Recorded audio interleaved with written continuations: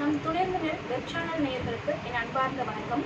இது நம் துணிவான கேள்வி பதில் நிகழ்ச்சியில் மக்களின் சிந்திக்க வைக்கும் அரசியல் கேள்விகளுக்கு பதில் தருவதற்காக இந்நிகழ்விற்கு சிறப்பு விருந்தினராக வருகை புரிந்திருக்கும் ஆல் பிரஸ் மீடியா ஜேர்னலிஸ்டின் நிறுவனரும் தலைவருமான கார்த்திகேயன் ஐயா அவர்களை இந்நிகழ்விற்கு வரவேற்கிறேன். வணக்கம் ஐயா. மேலும் இது போன்ற சுவாரஸ்யமான நிகழ்வுகளை உடனுக்குடன் தெரிந்து கொள்ள நம் துணிர்ந்த சேனலை சப்ஸ்கிரைப் செய்து கொள்ளுமாறு கேட்டுக்கொள்கிறேன். முதலாக இந்நிகழ்வுக்கு செல்லலாம். ஐயா, தங்களை பற்றிய சில குறிப்பு சொல்லுங்கள். நாங்கள் all press media journalist association என்கின்ற பெயரில் நல்லதொரு பத்திரிகையாளர் சங்கத்தை தொடர்ந்து 2 வருட காலமாக நடத்தி வருகிறோம். அத்தோடு மட்டுமல்லாமல் துணிந்தினில் மாத இதழும் தினவிடியல் தினசரி பத்திரிகையும் நடத்தி பொதுமக்களினுடைய குறைகளை கேட்டறிந்து பல்வேறு அரசியல் சார்ந்த சமூக விழிப்புணர்வுள்ள நல்ல கருத்துக்களை தந்து பொதுமக்களுக்காக எங்களது பணியை தொடர்ந்து செய்வதில் நான் பெருமை கொள்கிறேன். நன்றி ஐயா. கேள்விகளுக்கு செல்லலாமா? கண்டிப்பாக. இந்தியாவில் ஜாதி அடிப்படையில் இடஒதுக்கீடு தொடர வேண்டுமா அல்லது பொருளாதார அடிப்படையில் மாற்றப்பட வேண்டுமா? கண்டிப்பாக சொல்ல வேண்டுமாயின் பொருளாதார அடிப்படையில் மாற்றினால்தான் சிறப்பாக இருக்கும். இருப்பினும் கூட இந்த காலகட்டத்தில் பல்வேறு விதமான சூழல்களில் ஜாதி அடிப்படையிலான ஓட்டு அரசியல் நடந்து வருவதை நீங்கள் அறிவீர்கள். அதே சமயம் நமது மதிப்பிற்கும் மரியாதைக்கும் உரிய நம்மையெல்லாம் விட்டு சென்ற சட்டமேதை மாமேதை அண்ணல் அம்பேத்கர் அவர்கள் கொண்டு வரும்போது சட்டம் வரைவு கொண்டு வரும்போது 10 ஆண்டிற்கு ஒரு முறை இடஒதுக்கீட்டை 10 ஆண்டு மட்டுமே கொண்டு வந்தார். அதன் பிறகு ஒவ்வொரு அரசியல் தலைவர்களும் அடுத்தடுத்து 10 ஆண்டுகளாக கொண்டு வந்து கிட்டத்தட்ட 50 ஆண்டுகளாக இந்த இடஒதுக்கீட்டு முறையை அதே அடிப்படையில் எவ்வித தளர்வுகளும் இல்லாமல் இடஒதுக்கீட்டு முறையை வைத்து வருகிறார்கள். இருப்பினும் கூட இந்த முறை தவறு என்று தான் நான் கூறுவேன். ஏனென்றால் பொருளாதார அடிப்படையில் இருந்தால்தான் சிறப்பாக இருக்கும் என நான் உணர்கிறேன். அப்பொழுது மாற்றம் தேவைதானே? கண்டிப்பாக, நிச்சயமாக மாற்றம் தேவை. இந்த மாற்றத்திற்கு உங்களை போன்ற இளைஞர்களும் உங்களை போன்ற தோழர்களும் உறுதுணையாக இருந்தால் சிறப்பாக இருக்கும். நான் கூறுவது அரசியல் மாற்றம் அல்ல, நீங்கள் சொல்லக்கூடிய கேள்விக்கான மாற்றம். நன்றாக புரிந்து கொள்ளுங்கள். நல்ல பதில் ஐயா. அதுபோல தமிழ்நாட்டில் திராவிட சித்தாந்தம் ஒரு முக்கிய பேசுபொருளாக உள்ளது. அவை தமிழ் அடையாளத்தை மறைப்பதற்கான ஒரு யுக்தியாக கருதுகிறீர்களா? கண்டிப்பாக தமிழ் அடையாளத்தை மறைப்பதற்கான ஒரு யுக்தியாக தான் நான் நினைக்கிறேன். ஏனெனில் திராவிடம் என்பது அனைத்து மதத்தினரையும் அனைவரையும் சார்ந்ததாக இருக்க வேண்டும். ஆனால் இது ஒரு 4 மாநிலங்களை மட்டும் சார்ந்ததாக இருப்பதாக நான் கருதுகிறேன். இருப்பினும் கூட திராவிட சிந்தனை நமது தமிழகத்தில் வேண்டும் தான். அது எல்லளவும் மாற்றமில்லை. இருக்கட்டும், தொடரட்டும். இதே நிலை தொடர்ந்தாலும் மகிழ்ச்சி. தமிழ்நாட்டில் ஜாதி அடிப்படையில் கட்சிகள் நடத்தி வந்துட்டு இருக்காங்க. அது சரியா தவறா? ஜாதி அடிப்படையில் தான் தமிழ்நாட்டில் பல்வேறு அரசியல் சூழல்கள் உருவாகின்றன. இது அனைவரும் நேயர்களாகிய அவர்களுக்கும் தெரியும், உங்களுக்கும் தெரியும். முழுமையாக ஜாதி அடிப்படையிலான நிகழ்ச்சியாகத்தான் தொகுக்கப்பட்டு வருகிறது. வேறு வழி இல்லை. இதே நிலை இன்னும் கொஞ்ச நாளைக்கு தொடரும் எனத்தான் நான் எண்ணுகிறேன். ஆனாலும் கூட தொடரக்கூடாது என்பது எனது தனிப்பட்ட கருத்து.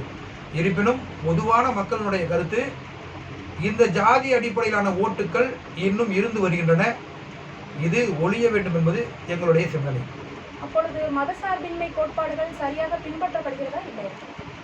மதசார்பின்மை கோட்பாடுகள் பின்பற்றப்படுகிறது எனதான் பல்வேறு அரசியல் பிரமுகர்கள் சொல்கிறார்கள். ஆனால் பின்பற்றப்படுகிறதா இல்லையா என்பதை நேயர்களாகிய அவர்களுக்கு அந்த பதிலை நான் கேள்வியை விட்டு விடுகிறேன். அவர்களே அதற்கு பதிலளிக்கும். யதார்த்தமாக இந்த கேள்வியிலிருந்து நழுவியது போல தெரிகிறது. கண்டிப்பாக. பெண்களின் இடஒதுக்கீடு மசோதா குறித்து உங்கள் கருத்து என்ன? கண்டிப்பாக பெண்களுக்கு சுதந்திரம் கிடைத்தால் ஒரு நாடு முன்னேறியதாக அர்த்தம். ஆகவே பெண்களுக்கான இடஒதுக்கீடு மசோதாவை நான் 100% வரவேற்கிறேன். பெண்களாகிய நீங்கள் நிச்சயம் அதனை வரவேற்க வேண்டும். அடுத்தடுத்த கட்டத்திற்கு வளர்ச்சி பாதைக்கு அழைத்து செல்பவர்கள் நீங்களே. ஆளக்கூடிய நல்ல ஒரு தகுதியாக நீங்கள் உருவாகி இந்த தமிழகத்தை மட்டுமல்லாமல் இந்தியாவையே ஆண்டு கொண்டிருக்கக்கூடிய முதல் பெண்மணி நமது ஜனாதிபதி என்பதை நீங்கள் அறிவீர்கள்.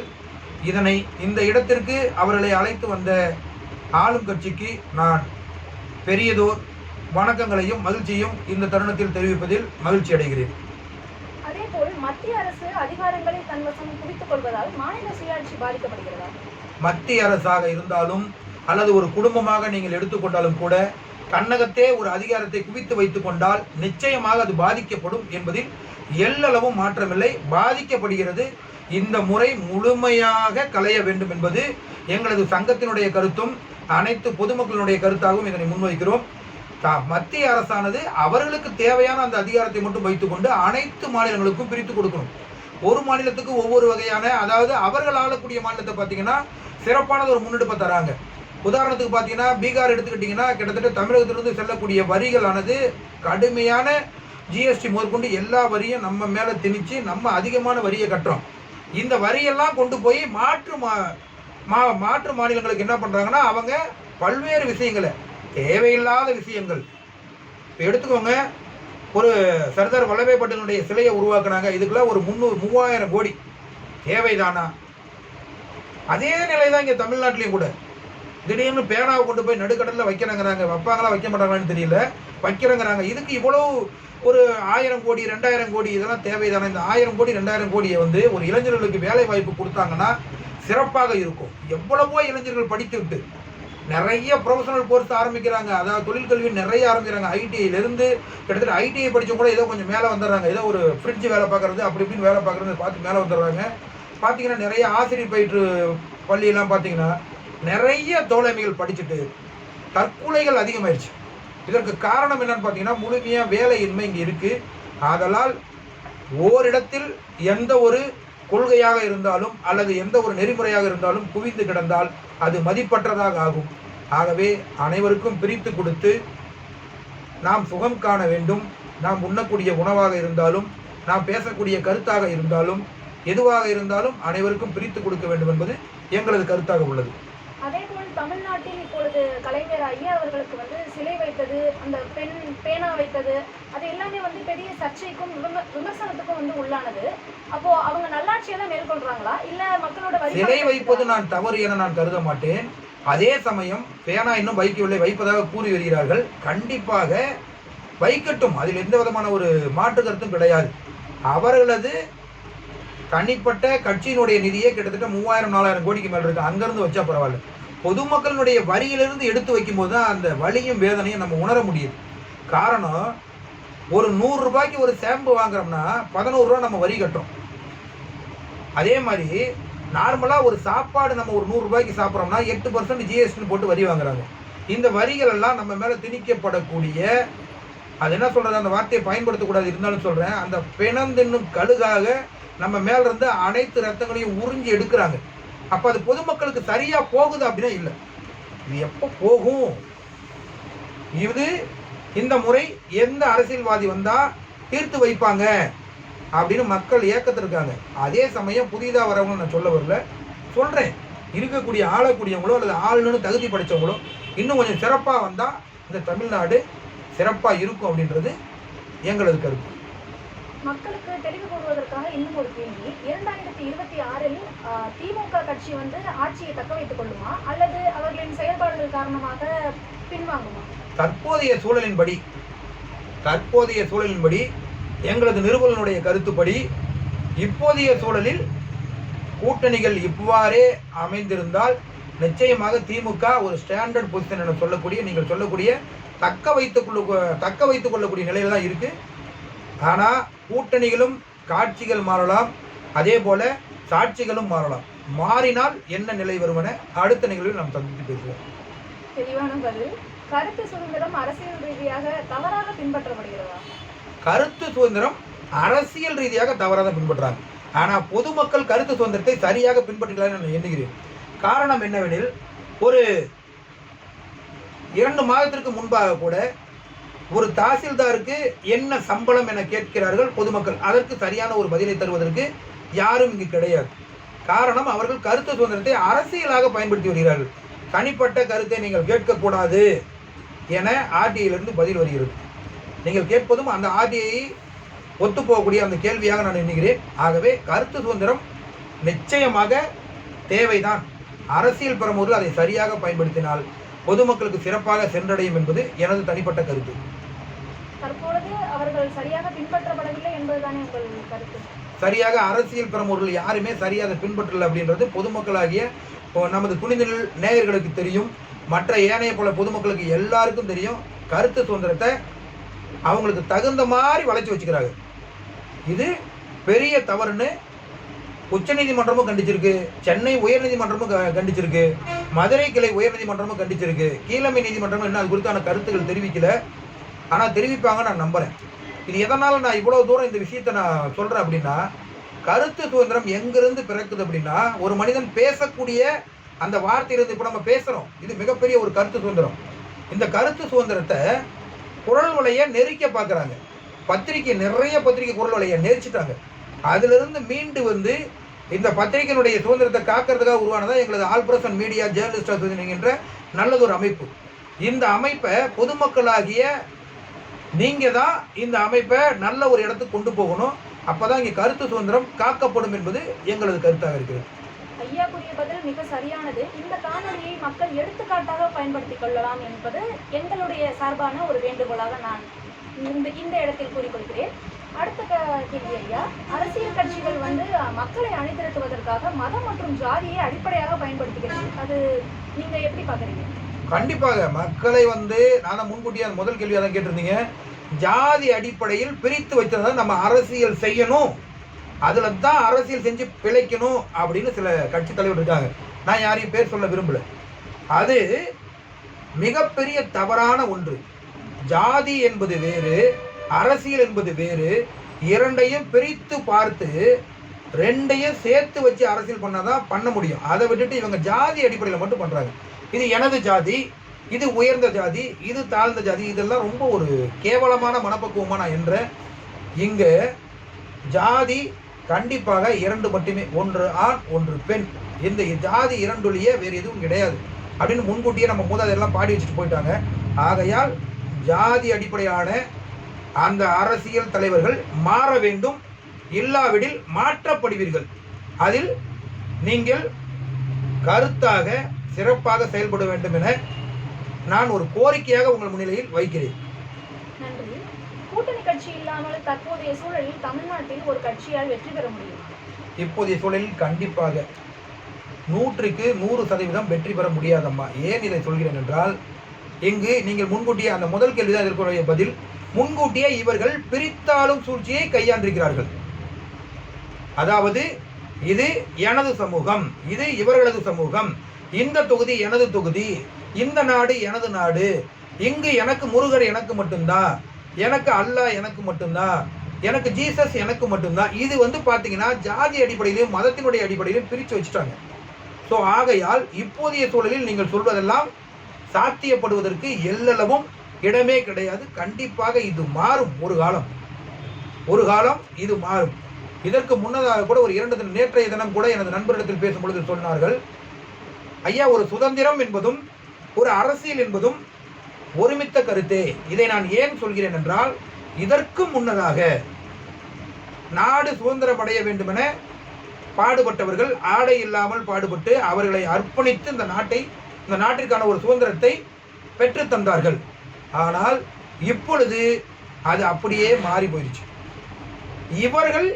இவர்களது குடும்பத்தார்கள், இவர்களது சுற்றத்தார்கள், இவர்களது உறவினர்கள் மட்டும் வாழ்வதற்காக இந்த சுதந்திரத்தை பயன்படுத்துகிறார்கள். ஆகவே இது ஒழிக்கப்பட வேண்டும் என எனது நண்பர் கூட அந்த கருத்தை கூறினார். இன்னும் கூட பல விஷயங்களை பேசலாம். ஆனால் இந்த நிகழ்ச்சி அப்படின்றது பல்வேறு பெண்மணிகள், பல்வேறு சின்ன சின்ன குழந்தைகள்லாம் பார்க்கறதுனால யாருடைய முகமும் சுளிக்கக்கூடாது அப்படின்றதுனால நான் பல்வேறு விஷயங்களை இந்த நேயர்களுக்காகவும் அதே போல பொதுமக்களுக்காகவும் பல்வேறு விஷயங்களை சுருக்கமாக உங்களுக்கு புரியும்படி சொல்லியிருக்கிறதா நான் நம்புகிறேன். கண்டிப்பாக புரியும் என நான் என்றேன். நன்றி. தாவேகா தனது அரசியல் யுக்தியால் இந்த ஆண்டு வந்து 2026 வந்து தன் வெற்றியை நிலைநாட்டுமா? அப்படி நிலைநாட்டினால் அவர்கள் மக்களுக்கு என்ன மாதிரியான ஒரு சேவைகளை செய்வாங்கன்னு நீங்க நினைக்கிறீங்க? நீங்க கேட்ட கேள்வியிலே முதல்ல தாவேகாவுக்குன்னு தனி ஒரு யுக்தி இருக்கிறதா நான் முதல்ல நினைக்கல. காரணம் நான் ஏன் சொல்றேன் அப்படின்னா, ஏதோ ஒரு 5 தலைவர்களை சொன்னாங்க, அந்த 5 தலைவர்களுக்கு கீழே தான் நாங்கள்லாம் செயல்படுவோம் அப்படின்னு சொல்லுவாங்க. திடீர்னு பார்த்தீங்கன்னா அந்த செயல்பாடுகளை முன் வைப்பாங்க. ஒரு கூட்டம் கூடும், ரைட், நெரிசல் வருது, ஏதோ நடக்குது, அந்த நெரிசல் வரும்ன்ற அந்த யுக்தி கூட அவங்க கிட்ட இல்லை அப்படின்னா எப்படி அரசியல் கொள்ள வருவாங்க? ஒரு தலைவன் வீட்டை விட்டு வெளியே கிளம்பும் போது பல்வேறு உயிர்கள் பலியாகும் என எண்ணினால் அந்த தலைவன் வீட்டை விட்டு கிளம்பவே கூடாது. அந்த தலைவன் அரசியலுக்கு வரவும் கூடாது. நான் விஜயை தாக்கி பேசவில்லை, தனிப்பட்ட முறையில் பேசவில்லை. ஒரு தலைவனால் இந்த நாடும் இந்த நாட்டினுடைய குடிமக்களும் காக்கப்பட வேண்டுமே தவிர அழிக்கப்படக்கூடாது. எனது வயது வரை இதுவரை பல்வேறு அரசியல் கூட்டங்களை எனது அனுபவத்தில் நான் பார்த்திருக்கிறேன். இதுவரை ஒரு உயிர் அல்லது 2 உயிர் கூட பலியானதாக சரித்திரமே கிடையாது. 41 உயிர்கள் என எண்ணும் போது என் மனம் உள்ளபடியே நொந்து வடிகிறது. இதையெல்லாம் வன்மையாக கண்டிக்கிறோம். இது இந்த மாதிரியான நிகழ்வு இனிமேல் எங்கேயும் நடக்கக்கூடாது. இதற்கு ஏன் யுக்தி நீங்க உங்ககிட்ட இல்லை? அப்புறம் எங்க பொதுமக்களாகிய குடிமக்களுக்கு நீங்க எங்கிருந்து யுக்தியை வைப்பீங்க? முதல்ல உங்களுடைய கூட்டத்துக்கே யுக்தி உங்க கையில இல்லை. அப்போ பொதுமக்களுக்கு நீங்க எந்த விதத்துல ஒரு யுக்தியை நீங்க கொடுத்து என்ன அரசியல் நீங்க பண்ண போறீங்க அப்படின்றது தெரியல. வருங்காலத்துல பல்வேறு யுக்திகளை நீங்க சொன்னது போல, நம்ம தொகுப்பாளர் அம்மா சொன்னது போல பல்வேறு யுக்திகளை அவங்க கையாண்டாங்கன்னா கண்டிப்பா வெற்றி அவங்கள சென்றடையும் என்பதை எல்லளவும் மாற்றமில்லை. நம்ம ஹேமாவனுடைய கருத்துக்கள் பலிக்கட்டும். மகிழ்ச்சி. நேயர்களாகிய உங்களுக்கும் அந்த கோரிக்கையை வைக்கிறேன். நீங்களும் தமிழக வெற்றி கழகத்தினுடைய தலைவருக்கோ அல்லது மாற்றுத் தலைவருக்கோ ஒரு கோரிக்கை வைங்க. நிறைய யுக்திகளை மக்களுக்காக கொண்டு வாங்க. நாங்கள் வரவேற்கிறோம்.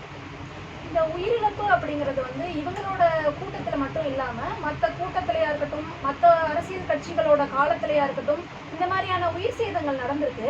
ஆனா தாவேக்காவை மட்டும் அவங்க குறிப்பிட்டு தாக்குறது அவங்களோட அரசியல் யுக்திக்காகவா? இல்ல, நான் மறுக்கிறேன். எந்த கூட்டத்திலும் நடக்கலையே. ஏதாவது ஒரு கூட்டத்தை சொல்லுங்க பார்க்கலாம். நீங்க கூட்டத்திற்கு சொல்லல, அவங்களோட ஆட்சி காலத்திலயா இருக்கட்டும், இந்த மாதிரி திமுகவோட ஆட்சி காலத்துல கூட நிறைய உயிர் சேதங்கள் நடந்திருக்கு. இந்த பள்ளி கட்டடம் இடிந்து விழுந்தது. நான் சொல்வது, நீங்கள் கேட்ட கேள்வி கூட்டத்தில் பள்ளி கட்டடங்கள் இடிந்து விழுவது, மற்ற இந்த எரிசாராயத்தில் கிட்டத்தட்ட ஒரு 50 நபர்களுக்கு மேலாக பாதிக்கப்பட்டது, அதே போல நிறைய நிகழ்வுகள், பாலியல் தொந்தரவுகள் அதெல்லாம் இருக்கத்தான் செய்யணும்னா இல்லை என மறுக்கவில்லை. அது தவறு, அது முழுமையாக தவறு. நான் கேட்பதெல்லாம் ஒரு கட்சியினுடைய கூட்டம் 5000 நபர்கள் அல்லது 5 லட்சம் நபர்கள் அல்லது 5 கோடி நபர்கள் ஒரே இடத்தில் கூடட்டும். அதில் நான் மறுப்பு தெரிவிக்க விரும்பவில்லை. ஒரு நடிகர் ஒரு படத்தை எடுத்துவிட்டு அந்த நடிகனுடைய படம் ஒரு தியேட்டர்ல வெளியாகுது அப்படின்னா, பால் ஊத்த போறேன், மோர் ஊத்த போறேன்னு மேலே ஏறி அங்கிருந்து விழுந்து 10 உயிர் 20 உயிர் போகுது, கண்ணால பாக்குறீங்க. அப்ப ஒரு நடிகர் ஒரு அரசியல் வரும்போது கண்டிப்பா ஒரு கூட்டம் இருக்கும். இதற்கு முன்னால விஜயகாந்துக்கு வராத கூட்டம்லாம் கிடையாது. விஜயகாந்தோடைய இறப்பை நீங்க பாத்தீங்கன்னாவே தெரிஞ்சிருக்கும் அவர் எப்பேற்பட்ட நல்ல மனிதர் அப்படின்ட்டு. சரியான கூட்டம் எல்லாம் கூடியிருக்கு. ஏன் ஐயா எம்ஜிஆருக்கு கூடாத கூட்டமா, ஐயா காமராஜருக்கு கூடாத கூட்டமா? நடிகரே கிடையாது. காமராஜருக்கு கூடாத கூட்டமா, ஐயா கலைஞருக்கு கூடாத கூட்டமா, அம்மா ஜெயலலிதா அம்மாவுக்கு கூடாத கூட்டமா? இதை விட பல்வேறு கூட்டங்களை இந்த நாடு கண்டிருக்கிறது, இந்த நாடு தாங்கி இருக்கிறது. ஆனால் இந்த பூமி நீங்கள் அரசியலுக்கு வருவதை தாங்கவில்லையே, ஒருவேளை அந்த பூமி தாங்கிக்கலையோ அப்படின்லாம் என்ன தோணுது. 41 உயிர் போகுது. நேரா கிளம்பி திருச்சிராப்பள்ளி வராரு. திருச்சிராப்பள்ளியிலிருந்து நேரா கிளம்பி நம்ம ரிப்போர்ட்டர் போய் மைக்கை நீட்டுறாங்க. மற்றவங்க தட்டி விட்டு நேரா கிளம்பி சென்னைக்கு போற நீங்க ஏன் கரூர்ல ஒரு ஸ்டார் ஹோட்டல்ல தங்க முடியாது? ரைட், ஸ்டார் ஹோட்டல் இல்லை. திருச்சிராப்பள்ளி ஏர்போர்ட்டுக்கு வரீங்க. அந்த திருச்சிராப்பள்ளி ஏர்போர்ட்ல உங்களுக்குன்னு தனியா ரூம் ஒதுக்கி கொடுக்க மாட்டேன்னு சொல்லிட்டாங்களா? ஒவ்வொரு ஏர்போர்ட்லையும் 4-5 ரூமுகள் பயணிகள் தங்குவதற்கு சிறப்பா இருக்கணும்னு மத்திய அரசுடைய உத்தரவு இருக்கா இல்லையா? இருக்குல்ல. அதுல நீங்க ஒரு ரூம் எடுத்து தங்கலாம்ல. இந்த உயிர் சேதத்துக்கு காரணம் யாருன்னு நினைக்கிறீங்க? அரசியல் கட்சியா இல்ல மக்களோட தப்பா? கண்டிப்பா மக்களுடைய தப்பு தான். அதுல எந்த விதமான மாற்று கருத்து இல்ல. நீங்க பார்க்க போங்க, சின்ன குழந்தைய ஏன் கூட்டிட்டு போறீங்க? அதே விதத்துல நீங்க உங்களுக்கு மயக்க வரக்கூடிய ஒரு தலைவர் ஒரு குறிப்பிட்ட நேரத்துக்கு வரணும்னு சொல்றாரு. ஆனா அவர் பாத்தீங்கன்னா கிட்டத்தட்ட ஒரு 12 மணி நேரம் கடந்து வர்றாரு. அந்த இடத்துல ஏன் அவ்வளவு நேரம் வெயிட் பண்றீங்க? பரவாயில்ல, உங்களுடைய தலைவர். நானும் ரசிகர், நானும் ஒரு விஜய் ரசிகர், அதில் எல்லவும் மாற்றம் இல்லை. ஆனால் நீங்கள் வாக்களியுங்கள் அல்லது விஜய்க்கு வாக்களிக்காமல் விடுங்கள். ஒரு தலைவன் வருவதற்கு ஒரு 12 மணி நேரம் ஆகுது அப்படின்னா, இதற்கு முன்னதாக நீங்கள் இன்னொரு உதாரணத்துக்கு சொல்லலாம். எம்ஜிஆர்லாம் 12 மணி நேரம் கழிச்சு வந்திருக்காரு, அது வேற விஷயம். ஆனா எம்ஜிஆர் 12 மணி நேரம் கழிச்சு வரும்போது அங்க காத்துட்டு இருந்தவங்க யாருன்னு பாத்தீங்கன்னா, நம்ம வயதை ஒத்தவர்கள், 30, 35, 40 வயதை சார்ந்தவர்கள். ஆனால் விஜய்க்கு காத்திருந்த தோழர்கள் யாருன்னு பாத்தீங்கன்னா 17, 12, 7 வயது, 3 வயது, 2 வயது குழந்தை, 6 மாச குழந்தை, கல்யாணம் ஆகி புது ஜோடிகள், புதுமண தம்பதிகள். கல்யாணம்னு ஒரு புதுமண தம்பதிகள் ஒரு நேவசா ஒரு பல்வேறு நிகழ்வுகள் இருக்கும்.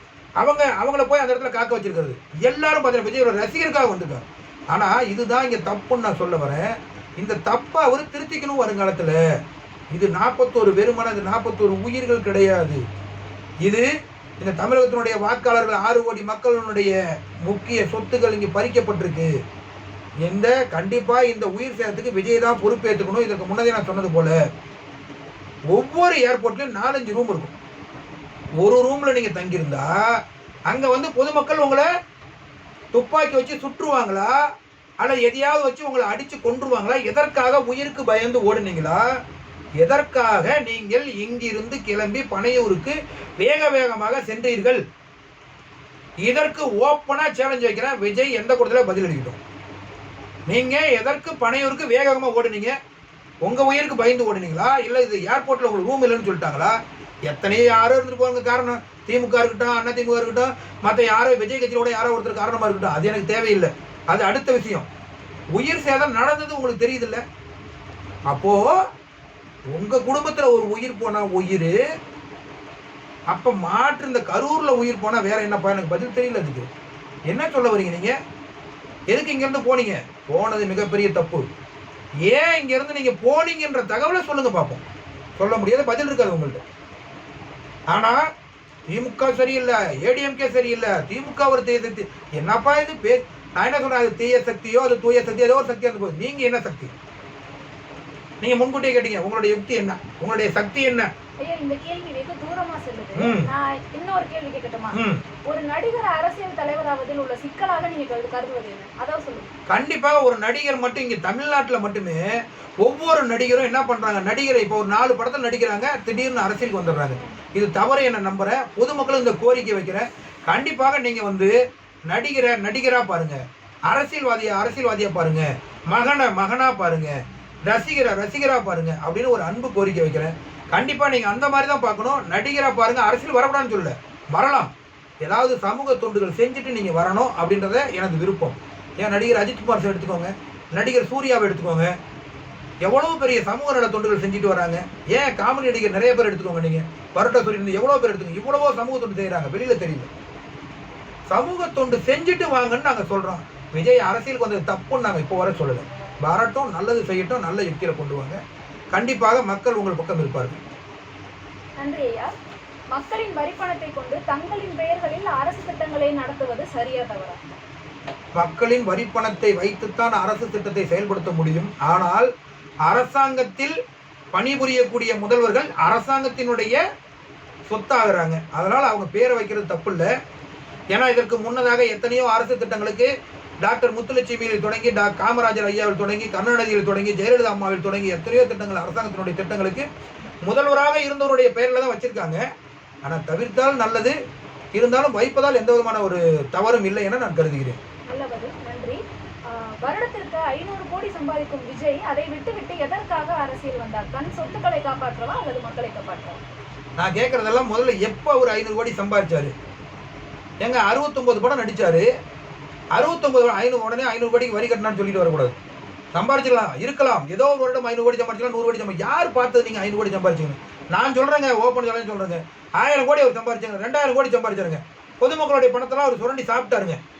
அவர் வரியை கம்மியாக தான் கட்டிருக்காரு. இல்லைன்னு மறுக்க முடியுமா? ஆமா, ரைட்டு.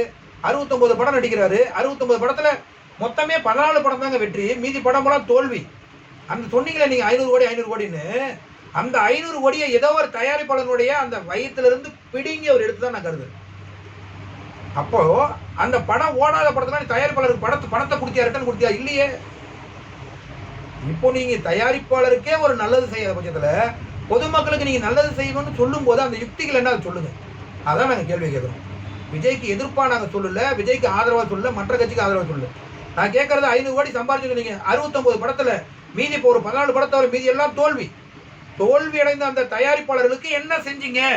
விஜயகாந்த் செஞ்சிருக்காருங்க. இல்லைன்னு மறுக்க சொல்லுங்க. நடிகர் தியாக போய் கேளுங்க, விஜயகாந்த் செஞ்ச உதவி அவர் சொல்லுவார். நீங்க யாருக்கு செஞ்சீங்க ஒருத்தர் சொல்லுங்க. நலிவடைந்தவருக்கு இதை செஞ்சிருக்கேன்னு சொல்லுங்க பார்க்கலாம்.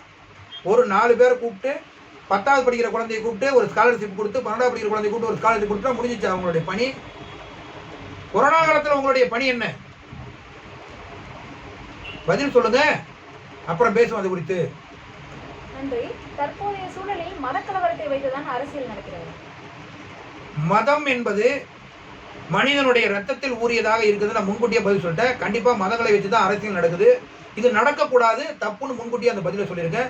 நேயர்களாகிய அவர்கள் வருகின்ற சட்டமன்றத்திற்கு சரியான ஒரு பதிலை அளிப்பார்கள். சிந்தித்து வாக்களிக்க வேண்டும் என்று கூறுகிறேன். கண்டிப்பாக சிந்தித்துத்தான் வாக்களிக்க வேண்டும்.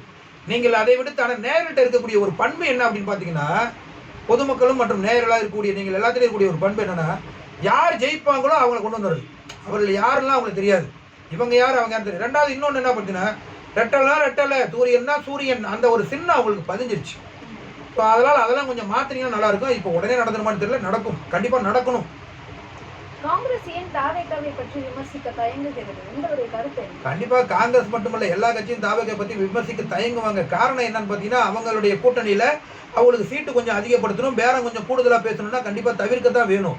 அது எப்படி அவங்க தவிர்க்காம இப்போ தாவேகா பற்றி திட்டிவிட்டாங்கன்னா, நாளைக்கு அவங்க தாவேகா பக்கம் சேர மாட்டாங்கன்னு திமுக உணர்ந்துடும். ஏடிஎம்கே பற்றி திட்டிவிட்டாங்கன்னா ஏடிஎம்கே கூட சேர மாட்டாங்கன்னு திமுக உணர்ந்துடும். ஆகையால் அதெல்லாம் வரவேற்க தான் செய்யணும். அது கட்சியினுடைய, நீங்கள் சொன்னீங்க இல்லையா, கட்சியினுடைய யுக்தின்னு, இது கட்சியினுடைய கொள்கையாக கூட அவங்க வச்சுருப்பாங்க. அது அவங்களுடைய கொள்கை தலைவர்கள், அவங்களுடைய கட்சியை சார்ந்த தலைவர்கள் அதுக்குரிய பதில் அளித்தா சிறப்பாக இருக்கும். நம்ம ஒரு விமர்சனம் தான் கொடுக்குறோம். நன்றி ஐயா, சாரோக்கியமான பதில். தேர்தலில் வாக்குகளை தக்க வைத்துக் கொள்வதற்காக அவசரமாக கோடிக்கணக்கில் அரசு திட்டங்களை செயல்படுத்துகிறதா? இருக்கலாம், செயல்படுத்தலாம், தப்பில்லை. ஏன் இதை சொல்கிறேன் என்றால், இதற்கு முன்னதாக பீகார் எலெக்ஷன்ல பீகாரினுடைய சட்டமன்ற தேர்தல் தேதி அறிவிக்கப்படுவதற்கு 4 தினங்களுக்கு முன்பாக ஒவ்வொரு குடும்பத்துக்கும் 10,000 ரூபாய் நிதியை கொடுத்தாங்களா இல்லையா? ஏன் ஏத்துக்கிட்டீங்க? அது அப்ப தமிழ்நாட்டில் ஏத்துக்கோங்க. உங்களுக்கு 5,000 ரூபாய் என்ன 10,000 ரூபாய் கொடுக்கட்டும், நிதி கொடுக்கட்டும், எல்லாரும் வாங்குவோம். 5,000 ரூபாய் நிதி கொடுக்கட்டும், 10,000 நிதி கொடுக்கட்டும். ஓகே, அரசாங்கத்தினுடைய திட்டங்கள் பொதுமக்களுடைய வரியா நீங்கள்லாம் நான் முன்கூட்டியா சொன்னேன், அந்த பிணம் தின்னும் கழுகுகளா புடுங்கின வரியை திரும்ப பொதுமக்கள் கொடுக்குறீங்க, வரவேற்கிறது. ஐயா மாண்புமிகு எடப்பாடியார் கூட சொல்லியிருந்தாங்களே, இதற்கு முன்னால் எதிர்கட்சி தலைவராக எடப்பாடியார் சொல்லியிருந்தாங்க ஒரு பேட்டியில், 5,000 தாங்க, நல்லா வரவேற்கிறேன், 10,000 தரட்டும் பொங்கலுக்கு, தப்பே கிடையாது.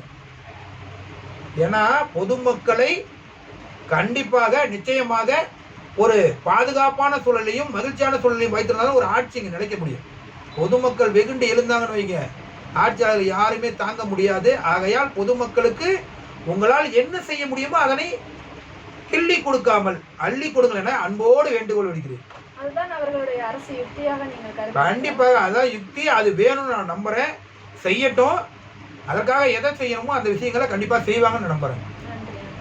2026 எந்த கட்சி வெற்றியை தக்க வைத்துக் கொள்ளும் என நினைக்கிறீர்கள்?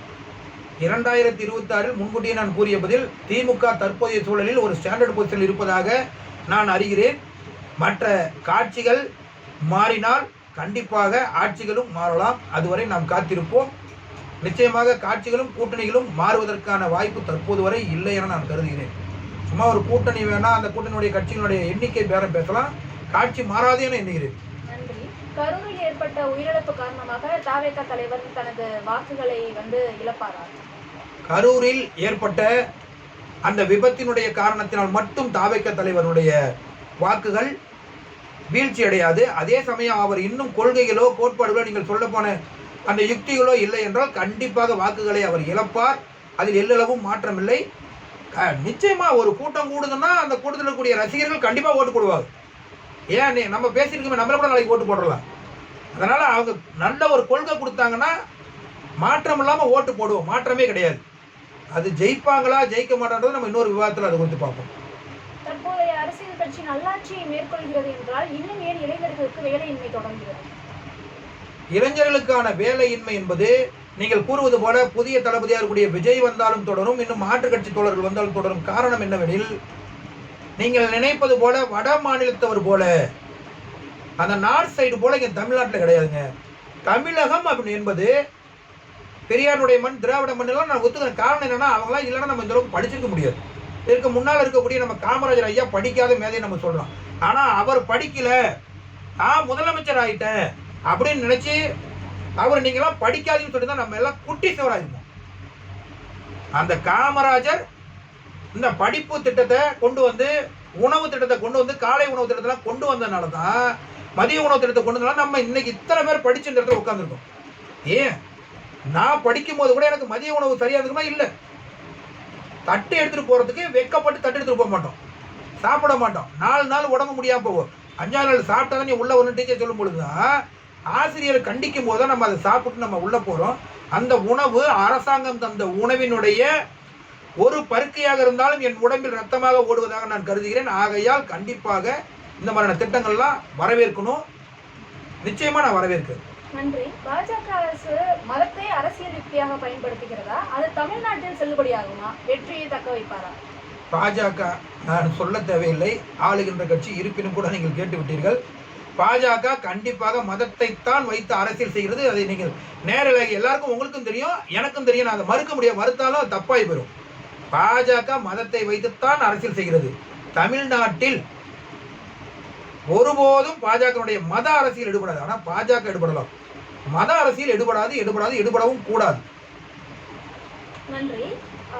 கம்யூனிஸ்ட் கட்சி தலைவர் ரா நல்லக்கண் ஐயா செய்தியாளர்களை சந்தித்த போது நாங்கள் எந்த தொகுதியில் நின்றாலும் வெற்றி பெறுவோம் என்று கூறினார். இருப்பினும் ஏன் இன்னும் இன்றளவும் ஆட்சியை தக்க வைக்கவில்லை?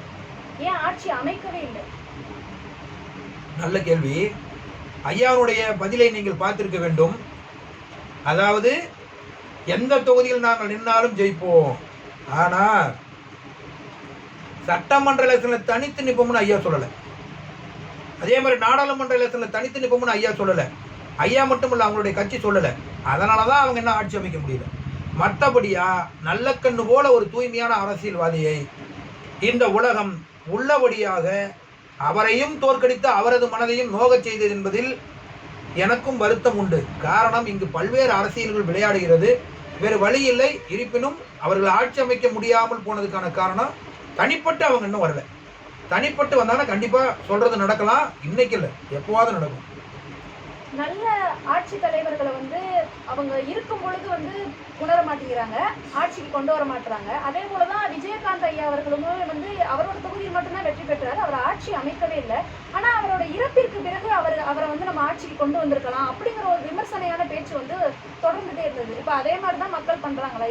அதாவது நல்ல அருமையான ஒரு தலைவர். நான் கூறக்கூடிய நான் முன்கூட்டியே பதிலளிக்க நினைச்சிருந்தேன். விஜயகாந்த் ஒரு அருமையான தலைவர். நீங்க நன்றாக புரிந்து கொள்ள வேண்டும் தோழி. அதாவது அரசியல் என்பது வேறு, அதிகாரம் என்பது வேறு, பொதுமக்களுடைய கருத்து என்பது வேறு. இது மூணுக்கும் நீங்க முதல்ல டிஃபரன்ஸ் புரிஞ்சுக்கணும். பொதுமக்களுடைய கருத்து நல்ல தலைவர், நல்ல நடிகர், நல்ல மனிதர். ஆனால் அரசியல் என்பது அவ்வாறு இல்லை. விஜயகாந்த் ஐயா வெற்றி பெற்றால் இருக்கக்கூடிய மற்றவர்கள் வெற்றி பெறுவார்களா என்பதை எண்ணி பார்ப்பார்கள். உதாரணத்துக்கு சொல்ல வேண்டும்னா 234 தொகுதியில 30 சீட்டு யார் யார் ஜெயிப்பாங்கன்னு இப்பவே சொல்ல முடியும் நம்மளால. இது உங்களுக்கே தெரியும். காரணம் என்னன்னா, ஏன் மு.க. ஸ்டாலின் ஐயா நிக்கிற தொகுதியில் தோப்பாரா? தோக்க மாட்டார். அதே மாதிரி உதயநிதி ஸ்டாலின் நிக்கிற தொகுதியில் தோப்பாரா? தோக்க மாட்டார். எடப்பாடி நிக்கிற தொகுதியில் தோப்பாங்களா? தினகரன் சார் நிக்கிற தொகுதியில் தோப்பாங்களா? ஓபிஎஸ் நிக்கிற தொகுதியில் தோப்பாரா? நம்ம விசிக தலைவர் திருமாவளவன் நிக்கிற தொகுதியில் தோப்பாங்களா? நாளைக்கு ராமதாஸ் ஐயா என்ன தோப்பாங்களா? யோசிச்சு பாருங்க. காரணம் என்னன்னா, இங்கெல்லாம் வெற்றி உறுதி செய்யப்பட்டது. ஆகையால் இந்த இடம் ஒவ்வொருத்தருக்கும் ஒவ்வொரு மாதிரி மாறி வரும். சில தலைவர்கள் இறந்த பிறகுதான் மக்கள் புரிஞ்சுக்கிறாங்க. இருக்கும்போது அவர் காமெடியா நம்ம பார்த்துட்டோம். அந்த தலைவருடைய தப்பா நான் சொல்லுவேன். காரணம், சில விஷயங்கள் என்ன பண்ண நேற்று நம்ம ஓப்பனா சில விஷயங்களை சொல்ல முடியாது. அந்த தலைவர் இன்னும் கூட சில விஷயங்கள்ல கட்டுப்பாடா இருந்திருக்கணும் அப்படின்னு நான் நம்புறேன். அவ்வளவுதான். கட்டுப்பாடுன்னு அதையெல்லாம் முடிஞ்சிச்சு. ஏன்னா இறந்த தலைவர்களை விமர்சனம் பண்ணுவது தவறு. கட்டுப்பாடா இருந்திருந்தாருன்னா இன்னைக்கு கேப்டன் இருந்தா கேப்டன் விஜயகாந்த் தான் முதலமைச்சர். மாற்று கருத்தே கிடையாது. நன்றி. பாஜக தலைவர் இந்தியாவின் பெயரை பாரத் என்று மாற்றினார். அது பெரிய சர்ச்சைக்குரிய பேச்சாதான் போச்சு. அது மாற்றுறதுக்கான அவசியம் இங்க இருக்கா? பாஜக தலைவரை நம்ம இருக்கக்கூடிய நீங்க நரேந்திர மோடியை சொல்றீங்க, நான் நம்புறேன். பிரதமரோ அல்லது அந்த பாஜகனுடைய தலைவரோ அதை ஒரு பதிலா வச்சாங்க. மாற்ற முடியாது அவ்வளவு சீக்கிரம். ஏன்னா மாற்றணும்னா இந்த நாடு பன்முகத்தன்மை மிக்க ஒரு நல்லது ஒரு நாடு. ஆகையால் இங்கு பல்வேறு மதங்கள் ஒற்றுமையா ஒரு ஜனநாயகமா இருக்கிறோம். இது முழுக்க முழுக்க டெமோக்ரஸி பார்ட்டி இது. ஸோ அதனால் அது மாற்ற முடியாது. அவங்க சொன்ன கருத்து இதை மாற்றலான்னு சொன்னாங்க. எதிர்கட்சிகள் மற்ற நம்ம நேரில் கூடிய நீங்களும் எல்லாரும் இதற்கு எதிர்ப்பு தெரிவிச்சனால அந்த கருத்தை அவங்க பின்வாங்கிட்டாங்க. மாற்றக்கூடாது அப்படின்றத என்னுடைய கருத்து. மாற்றப்பட வேண்டாம், கண்டிப்பாக அவசியமே இல்லையே. நன்றி ஐயா. நீட் தேர்வை ரத்து செய்ய கூறுவது அந்த மாணவர்களோட நலனுக்காகவா இல்ல அவங்களோட அரசியல் கட்சிகளின் லாபத்திற்காகவா? மாணவர்களின் நலன் அதில் கண்டிப்பாக காக்கப்படலாம். ஏனென்றால் நீட் தேர்வில் நீங்கள் பார்த்திருப்பீர்கள், ஒவ்வொரு பெண்மணிகளையும் எவ்வாறு வதைக்க வேண்டுமோ அவ்வளவு வதைக்கிறான். போட்டிருக்க மூக்குத்திலிருந்து, போட்டிருக்க தோற்றிலிருந்து, போட்டிருக்க பட்டன் இருந்து கழட்டுறாங்க. கொஞ்சமாவது அந்த ஒரு மூளை இருக்கா அப்படின்றது தெரியல. பீகாருக்கு போங்க, மறுக்கல. இதனால எந்த விதமான செய்தி வந்தாலும் பரவாயில்ல. பீகாருக்கு நீங்க போனீங்கன்னா நோட்ஸ் எடுத்து நோட்ஸ்ல இருந்து பதில் அளிக்கிறான், நோட்ஸை வச்சு எழுதுறான். ஆனா அந்த தமிழ்நாட்டில் சுயமா படிச்சு எவனாவது பிட்டு வச்சா கூட சாரி மேம் பொட்டு வைக்கிறான்னு சொல்லி போட்டு கொடுக்குறான். அதனால நம்ம என்ன வேலைக்கு போக முடியல. பீகார்வாதிகள் எல்லாம் இங்கே பார்த்தீங்கன்னா, பீகார் மட்டுமல்ல நிறைய வட இந்தியர்கள் அவங்கெல்லாம் பார்த்தீங்கன்னா இங்கே ஒரு ரயில்வேலையே மத்தியில் இருக்காங்க. நம்ம ஊரில் அப்படி உருவாகிறதுக்கான காரணம் இவங்கெல்லாம் இதை வச்சு அரசியல் பண்ணாங்க. இந்த அரசியல் தவிர்க்கப்பட வேண்டும். நம்ம இந்த மாதிரியான போட்டி தேர்வுகள்ல நம்ம நேர்மையா தானே இருக்கணும், நேர்மையா தானே கடைபிடிக்கணும். நேர்மையை தான் கடைபிடிக்கணும். ஆனா அவன் பொய்ய கடைபிடிச்சு இங்க அவன் வேலையில் இருக்கான். நம்ம நேர்மைன்னு சொல்லி இத்தனை ஆயிரம் இளைஞர்கள் தற்கொலை பண்ணிட்டாங்களே, இவங்களுக்கு நீங்க என்ன பதில் சொல்லுவீங்க? அப்போ நேர்மையை பின்பற்ற வேண்டாம். நேர்மை கண்டிப்பா பின்பற்றணுமா, அதில் எல்லளவும் மாற்றமில்லை. ஒரு தேர்விற்கு ஒரு தேர்வு நடத்துங்க. இப்போ உதாரணத்துக்கு நீங்க டெட் தேர்வு எடுத்தீங்கன்னா ஆசிரியர் தேர்வு +2 முடிக்கிறான், தொழில் கல்வின்னு வைக்கிறீங்க, டீச்சர் ட்ரைனிங் படிக்கிறாங்க, அப்புறம் பிஎட் படிக்கிறாங்க, அதுல எல்லாம் எக்ஸாம் எழுதுறாங்க. அதுக்கப்புறமா டெட்னு ஒரு எக்ஸாம் வைக்கிறீங்க, அதுக்கப்புறமா இன்னொரு யூஜிடி ஏற்கனவே வைக்கிறீங்க. எத்தனை தேர்வு? பாவம் இல்லையா அவர்கள் ஆசிரியர் தொழிலுக்கு படித்து விட்டு அடுத்த தொழிலுக்கு கூட போக முடியாது. அது அவருடைய தவறுதான இருந்தாலும் அவங்களால போறதுக்கு அந்த டிக்னிட்டி அது ஒத்துக்காது. அவங்களுக்கு அந்த மனம் ஒத்துக்காதான் நம்ம வேலை செய்ய முடியும்.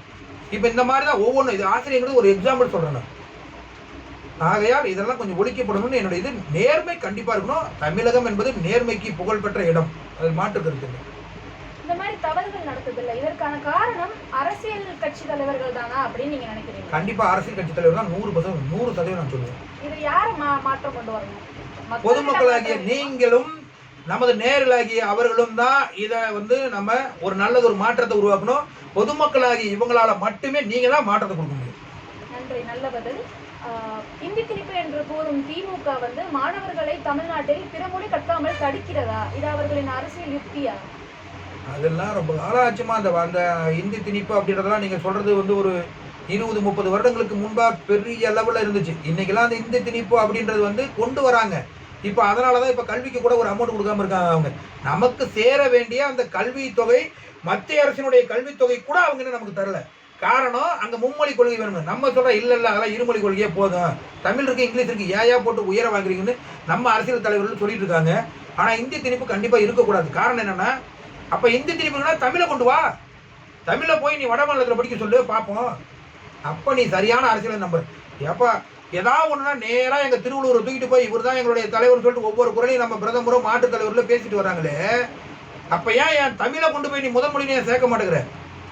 கிட்டத்தட்ட ஒரு 3000-4000 ஆண்டுகளுக்கு முன்பாக தோன்ற தமிழ் தொன்று தோன்றிய மொழியை இங்கே நம்ம சீரடி நம்ம இருக்கக்கூடிய மன்னிக்கவும் நமது சிவகங்கை மாவட்டத்தில் இருக்கக்கூடிய கீழடியில் இருக்கக்கூடிய அந்த அகழ்வாராய்ச்சியை கூட நீங்க அடுத்த கட்டத்தை கொண்டு போக மாட்டேங்கிறீங்க. இதெல்லாம் வருத்தமா இருக்கு. இது ஏன்னா தமிழ் முதன்மை மொழின்னு தெரியக்கூடாதான், சமஸ்கிருதம் தான் முதன்மை மொழி தெரியணுமா? நான் எந்த மொழிக்கும் எதிர்ப்பானவில்லை. அதே சமயத்தில் ஒரு மொழியை அழிச்சிங்கன்னா யார் அழிக்கணும்னு நினைக்கிறாங்களோ அழிஞ்சிருவாங்க. அப்போ முதல்ல ஜாதி மதத்தை வச்சு அரசியல் பண்ணது போக இப்ப மொழியை வச்சு அரசியல் பண்றாங்கன்னு நினைக்கிறேன். கண்டிப்பா முதல்ல இருந்தே அதான் ஜாதி மதம் மொழி இந்த 3 அரசியலும் முதல்ல இருந்தே இருக்கு. இது முழுமையா ஒழிக்கப்படணும். பொதுமக்களாகிய நீங்கள் நினைச்சா மட்டும்தான் அது முடியும். பிறமொழி கற்பது நல்லதுதானே? கண்டிப்பாக நல்லது, 100% நல்லது.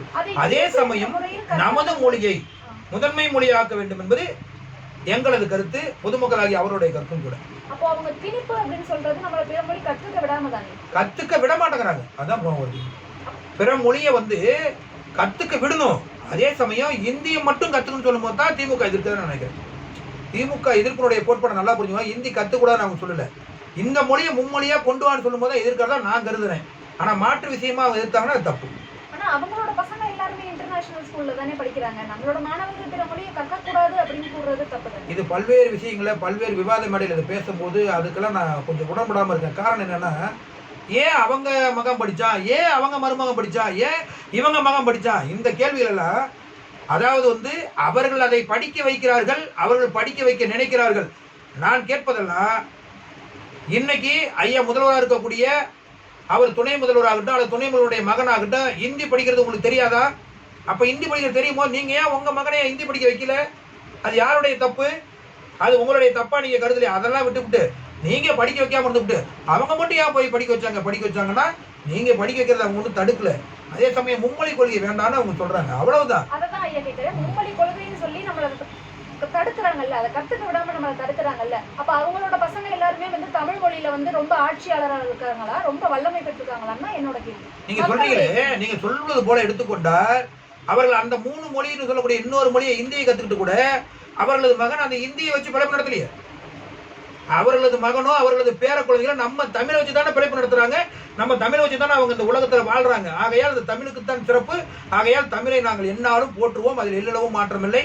அவர்கள் திமுக இந்தியை எதிர்க்கிறார்கள் என நான் கருதுகிறேன். ஆனால் இந்தியை அவர்கள் முழுமையாக எதிர்க்கவில்லை. அவர்கள் மும்மொழி கொள்கை வேண்டாம் என சொல்வதாகத்தான் நான் கருதுகிறேன். இதில் மக்களுடைய கருத்தாக நான் கருதுவது என்னவென்றால், அவர்கள் இதில் வந்து ஆட்சியோட அரசியல் யுக்தியா தான் பயன்படுத்துறாங்க அப்படிங்கறதா மக்களோட. இருந்தாலும் கூட தப்பு இல்லைன்னு நான் நினைக்கிறேன். தமிழ் வேணும்னு சொல்றாங்க, ஆனா அதே சமயத்துல பிற மொழி கட்டு விடாமலும் தடுக்கிறாங்க. இது அவங்களோட யுக்தி மாதிரி தான் மக்கள் கருது. அப்போ நீங்க ஆங்கிலத்தை பிற மொழியா நினைக்கலையா? அதை தடுக்காதவங்க ஏன் இதை மட்டும் தடுக்கிறாங்க? ஆங்கிலத்தை தடுக்காதவங்க ஏன் இதை மட்டும் தடுக்கிறாங்க அப்படின்னா, ஆங்கிலம் அப்படின்றது இன்டர்நேஷனல் மொழியாகுது. இவங்க இந்தி அப்படின்றது இவங்களுடைய அந்த ஒட்டுமொத்த மதத்துக்கு மட்டும் தேவைன்னு கொண்டு வரதுனால தான் தடுக்கிறாங்க அப்படிங்கறத நான் நினைக்கிறேன். கண்டிப்பாக பிற மொழி தேவை, இந்தியும் தேவை. அதில் எல்லளவும் நான் மாற்று கருத்தை தெரிவிக்கவில்லை. அதே சமயம் இந்திய படிச்சா தான் நீ பாஸ்ன்னு சொல்றதை எதிர்க்கிறேன். நல்ல சாதத்தியமான பதிலா போடுறீங்க ஐயா. அவர்கள் வந்து இந்த நிகழ்விற்கு வந்து மக்களுடைய அரசியல் கேள்விகளுக்கு வந்து நல்ல ஒரு புத்திசாலித்தனமாவே பதில் சொன்னாங்க. யதார்த்தத்தையும் தாண்டி ரொம்ப சிறப்பாகவே பதில் சொன்னாங்கன்னு நான் நம்புறேன். இதே போல இன்னும் பல சுவாரஸ்யமான நிகழ்வுகளுக்கு வந்து நம்மளோட துணிந்துகள் டிவியோட நீங்க இணைந்திருக்குமாறு மக்களை அன்புடன் கேட்டுக்கொள்கிறேன். நன்றி ஐயா. நன்றிங்கம்மா, நன்றி.